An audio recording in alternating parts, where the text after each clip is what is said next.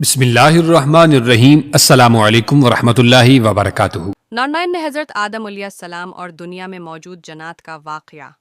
اسلامی روایات کے مطابق حضرت آدم علیہ السلام کو اللہ تعالی نے سب سے پہلے انسان کے طور پر پیدا فرمایا اور جنت میں رکھا۔ تاہم حضرت آدم کی تخلیق سے پہلے زمین پر جنات کی موجودگی کا بھی ذکر ملتا ہے۔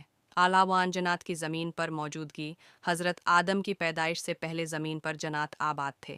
انہیں اللہ تعالی نے آگ سے پیدا کیا تھا، جیسا کہ قرآن میں فرمایا گیا، اور ہم نے جنات کو اس سے پہلے آگ کی لپٹ سے پیدا کیا تھا۔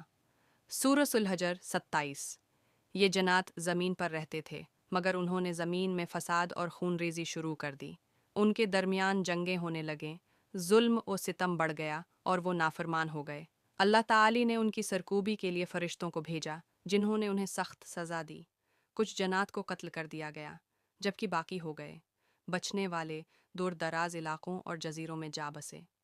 آل نال حضرت آدم کی تخلیق اور زمین پر آمد ہم جب زمین کو جنات کے فساد سے پاک کر دیا گیا تو اللہ تعالی نے ارادہ فرمایا کہ زمین پر ایک نیا خلیفہ مقرر کیا جائے جو انسان ہوگا۔ چنانچہ اللہ تعالی نے مٹی سے حضرت آدم کو پیدا کیا اور فرشتوں کو حکم دیا کہ وہ حضرت آدم کو سجدہ کریں۔ اور جب تیرے رب نے فرشتوں سے کہا کہ میں زمین میں خلیفہ بنانے والا ہوں، تو انہوں نے کہا، کیا تو اس کو بنائے گا جو اس میں فساد کرے گا اور خون بہائے گا؟ سورۃ البقرہ 30۔ اللہ تعالی نے فرشتوں کو جواب دیا کہ جو میں جانتا ہوں تم نہیں جانتے۔ چنانچہ حضرت آدم کو علم، عقل اور شعور سے نوازا گیا، اور پھر انہیں اور حضرت حوا کو زمین پر بھیج دیا گیا۔ علی جنات اور انسانوں کا تعلق۔ حضرت آدم کے زمین پر آنے کے بعد جنات اور انسانوں کا آپس میں تعلق قائم ہوا۔ قرآن میں جنات کے متعلق کئی مقامات پر ذکر کیا گیا ہے، اور یہ واضح کیا گیا کہ کچھ جنات انسانوں کے خیر خواہ ہوتے ہیں، جبکہ کچھ شیطان کی طرح انسانوں کو گمراہ کرنے کی کوشش کرتے ہیں۔ حضرت آدم اور ان کی اولاد کو اللہ تعالی نے زمین پر ایک آزمائش کے طور پر بھیجا، اور انہیں شیطان اور نافرمان جنات سے خبردار بھی کیا گیا۔ یہی وجہ ہے کہ جنات اور انسانوں کے درمیان خیال کیا جاتا ہے کہ حضرت آدم علیہ السلام سے پہلے بھی زمین پر انسان موجود تھے جو باقی امتوں کی طرح ختم ہو گئے یا کر دیے گئے تھے۔ کچھ لوگوں کے مطابق زمین خلائی مخلوقات کا مرکز تھا۔ محترم دوستو، سورہ ہود کی آیت نمبر 27 میں بیان کیا گیا ہے کہ وہی ہے جس نے زمین اور آسمان کو 6 دن میں پیدا کیا، اور اس وقت اس کا عرش پانی پر تھا۔ اس آیت کے مطابق حضرت آدم علیہ السلام سے پہلے زمین پر صرف پانی موجود تھا۔ اس آیت میں کسی بھی مخلوق کی طرف معاملات آج بھی جاری ہیں، اور قیامت تک یہ آزمائش باقی رہے گی۔ یہ واقعہ ہمیں سکھاتا ہے کہ اللہ تعالی نے انسان کو خاص مرتبہ دے کر زمین پر بھیجا ہے، اور ہمیں ہمیشہ نیک راستے پر چلنے اور شیطان و گمراہ جنات سے بچنے کی کوشش کرنی چاہیے۔ حیو القیوم۔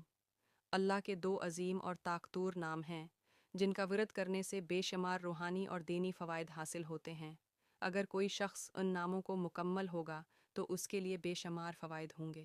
یقین اور اخلاص کے ساتھ پڑھتا ہے تو اس کے دل کی سختی دور ہوتی ہے، اس کے مسائل حل ہوتے ہیں، اور اللہ تعالی کی مدد اور نصرت حاصل ہوتی ہے۔ القیوم پڑھنے کے فوائد کی دل کی سختی دور ہوتی ہے اور ایمان میں مضبوطی آتی ہے۔ 2. روحانی قوتن میں اضافہ ہوتا ہے اور ذہنی سکون ملتا ہے۔ 3. مشکلات اور پریشانیاں دور ہوتی ہیں اور ایمان میں مضبوطی آتی ہے ہوتی ہیں، خاص طور پر رزق اور صحت کے مسائل۔ 4. دشمنوں سے حفاظت اور بری نظر سے بچاؤ ہوتا ہے۔ 5. قبولیتی دعا میں اضافہ ہوتا ہے۔ اڈرلن ہنکیا حیو القیوم پڑھ کر جنات کو قابو میں کیا جا سکتا ہے؟ بعض لوگوں کا ماننا ہے کہ اللہ کے اسماء حسنی میں بے حد روحانی طاقت ہے، اور اگر کوئی شخص مخصوص طریقے سے ان کا ورد کرے تو غیر مری مخلوقات پر اثر پڑ سکتا ہے۔ لیکن یہ عمل بنسبت محتاط اور تجربہ کار لوگوں کے لیے ہے، کیونکہ جنات کو قابو میں کرنا آسان نہیں اور اس میں مربحت سے خطرات ہوتے ہیں۔ اگر آپ صرف اللہ کی رضا کے لیے یا حی یا قیوم کا ورد کرتے ہیں تو یہ روحانی ترقی، حفاظت اور برکتہن کے لیے بے حد مؤثر ہے۔ البتہ اگر کسی کا مقصد صرف جنات پر قابو پانا ہو تو یہ نیت غلط سمت لے جا سکتی ہے، کیونکہ ان اسلام میں ایسے اعمال کی اجازت نہیں جو غیر ضروری ہوں، روحانی خطرات میں ڈال دیں۔ تلیاس طاقتور وظیفہ، موسٹ پاورفل وظیفہ۔ اگر آپ حیو القیوم کو ایک وظیفہ کے طور پر پڑھنا چاہتے ہیں تو درج ذیل طریقہ آزمائیں۔